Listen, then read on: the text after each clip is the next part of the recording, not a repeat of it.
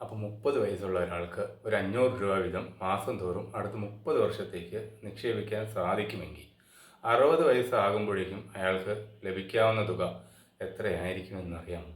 അത് ഏകദേശം 28,43,384 രൂപ ഇത്ര ആയിരിക്കും. അപ്പോൾ ഇത്രയും കാലം കൊണ്ട് അയാൾ അടച്ചതോ അത് വെറും 1,80,000 രൂപ ഇത്രേ ഉള്ളൂ. അപ്പോൾ 30 വർഷം കഴിയുമ്പോൾ ഈ 28 ലക്ഷം രൂപ ഒന്നും അല്ലായിരിക്കാം. പക്ഷേ 60-ാമത്തെ വയസ്സിൽ കയ്യിലൊന്നും ഇല്ലാതിരിക്കുന്നതാണോ അതോ ചെറുതാണെന്നുണ്ടെങ്കിലും കയ്യിൽ എന്തെങ്കിലും ഒരു സമ്പാദ്യം ഉണ്ടായിരിക്കുന്നതാണോ നല്ലത്? ചിന്തിച്ച് നോക്കുക. എന്നിട്ട് ശരിയായ സമയത്ത് പ്രവർത്തിക്കുക. അപ്പോൾ ഇതിപ്പോൾ പറയാൻ കാരണം എന്താണെന്നല്ലേ, 60-ാമത്തെ വയസ്സിൽ എനിക്ക് ഇത്ര രൂപ കിട്ടണം, അല്ലെങ്കിൽ 60 വയസ്സാകുമ്പോൾ തൊട്ട് ഒരു നിശ്ചിത തുക പെൻഷൻ പോലെ മാസം തോറും എനിക്ക് കിട്ടണം.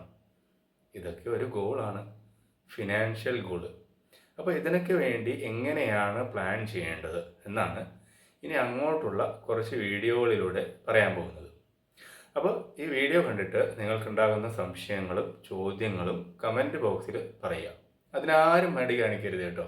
കാരണം നിങ്ങൾ ഓരോരുത്തരുടെയും സംശയങ്ങളും അതിനോടനുബന്ധിച്ചുള്ള ചോദ്യങ്ങളും അറിയുമ്പോൾ മാത്രമേ എനിക്ക് ഈ കാര്യങ്ങളെക്കുറിച്ച് എത്രത്തോളം അറിവുണ്ടായിരുന്നു എന്നും ഇനി അങ്ങോട്ട് എന്തൊക്കെ കാര്യങ്ങൾ അറിയാൻ കിടക്കുന്നു എന്നുള്ളതുമൊക്കെ മനസ്സിലാക്കാൻ സാധിക്കുള്ളൂ. ശരിയല്ലേ? അല്ലെങ്കിൽ എനിക്കറിയാൻ പാടില്ലാത്ത കാര്യങ്ങളും ഉണ്ടായിരുന്നു എന്നുള്ളത് ഞാൻ മനസ്സിലാക്കാതെ പോകും. അപ്പോൾ ഒരു അറിവും ചെറുതല്ല, അത് ആര് നൽകിയാലും.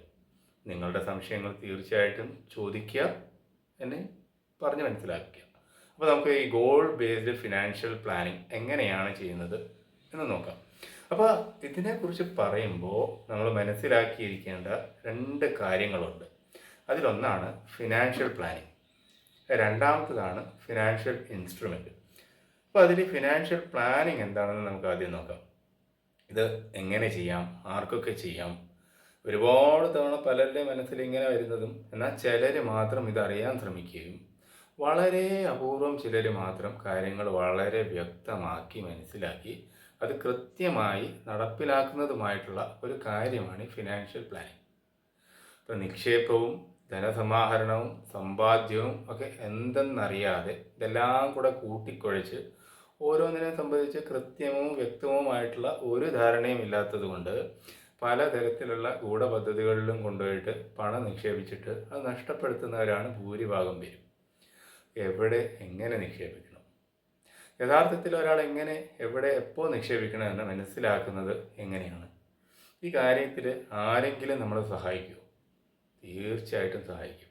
എങ്ങനെയെന്നല്ലേ, ഒരാളെ കൃത്യമായി വിലയിരുത്തി അദ്ദേഹത്തിന് വേണ്ട സാമ്പത്തിക നിർദ്ദേശങ്ങൾ നൽകി ഉചിതമായ നിക്ഷേപ പദ്ധതികൾ തിരഞ്ഞെടുക്കാൻ സഹായിക്കും. ആര് സഹായിക്കും? അപ്പോൾ യഥാർത്ഥത്തിൽ നിങ്ങൾക്ക് ഉചിതമായ നിക്ഷേപ പദ്ധതികൾ എങ്ങനെ തിരിച്ചറിയും? ഇവിടെയാണ് ഒരു ഫിനാൻഷ്യൽ അഡ്വൈസർ നിങ്ങളെ സഹായിക്കുന്നത്. ഓരോരുത്തർക്കും അനുയോജ്യമായ നിക്ഷേപവും സമ്പാദ്യ രീതികളും ധനസമാഹരണ പദ്ധതികളും എന്തൊക്കെയാണ് എന്ന് വ്യക്തമായി കണ്ടെത്തി ആ പദ്ധതികളിലൂടെ എങ്ങനെ മുന്നോട്ട് പോകാം എന്ന നിർദ്ദേശങ്ങൾ നൽകുക.